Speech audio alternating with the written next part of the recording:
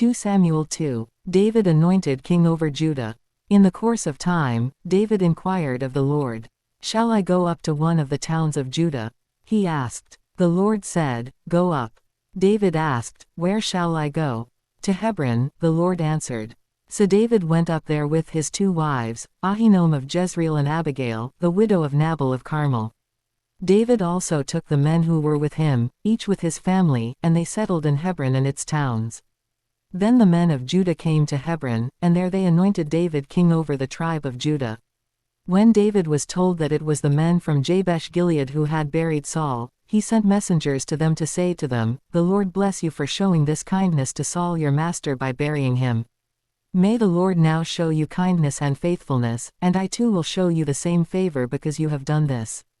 Now then, be strong and brave, for Saul your master is dead, and the people of Judah have anointed me king over them." War between the houses of David and Saul. Meanwhile, Abner son of Ner, the commander of Saul's army, had taken Ishbosheth son of Saul and brought him over to Mahanaim. He made him king over Gilead, Asher and Jezreel, and also over Ephraim, Benjamin and all Israel. Ishbosheth son of Saul was 40 years old when he became king over Israel, and he reigned 2 years. The tribe of Judah, however, remained loyal to David. The length of time David was king in Hebron over Judah was 7 years and 6 months.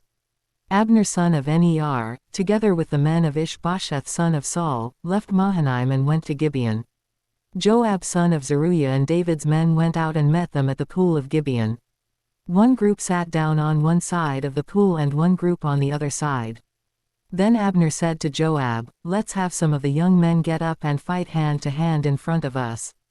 "All right, let them do it," Joab said. So they stood up and were counted off, 12 men for Benjamin and Ishbosheth son of Saul, and 12 for David. Then each man grabbed his opponent by the head and thrust his dagger into his opponent's side, and they fell down together. So that place in Gibeon was called Helkath Hazarim. The battle that day was very fierce, and Abner and the Israelites were defeated by David's men. The 3 sons of Zeruiah were there, Joab, Abishai and Asahel. Now Asahel was as fleet-footed as a wild gazelle. He chased Abner, turning neither to the right nor to the left as he pursued him. Abner looked behind him and asked, "Is that you, Asahel?" "It is," he answered. Then Abner said to him, "Turn aside to the right or to the left, take on one of the young men and strip him of his weapons." But Asahel would not stop chasing him.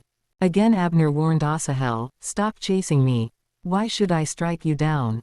How could I look your brother Joab in the face?" But Asahel refused to give up the pursuit, so Abner thrust the butt of his spear into Asahel's stomach, and the spear came out through his back. He fell there and died on the spot. And every man stopped when he came to the place where Asahel had fallen and died. But Joab and Abishai pursued Abner, and as the sun was setting, they came to the hill of Ammah, near Giah on the way to the wasteland of Gibeon. Then the men of Benjamin rallied behind Abner. They formed themselves into a group and took their stand on top of a hill. Abner called out to Joab, "Must the sword devour forever?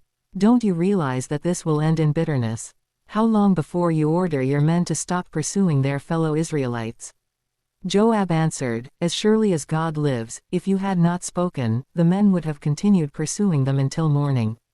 So Joab blew the trumpet, and all the troops came to a halt. They no longer pursued Israel, nor did they fight any more.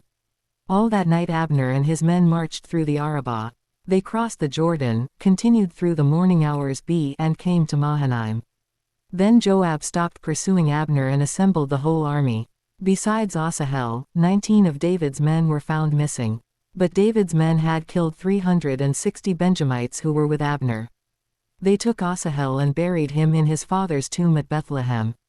Then Joab and his men marched all night and arrived at Hebron by daybreak.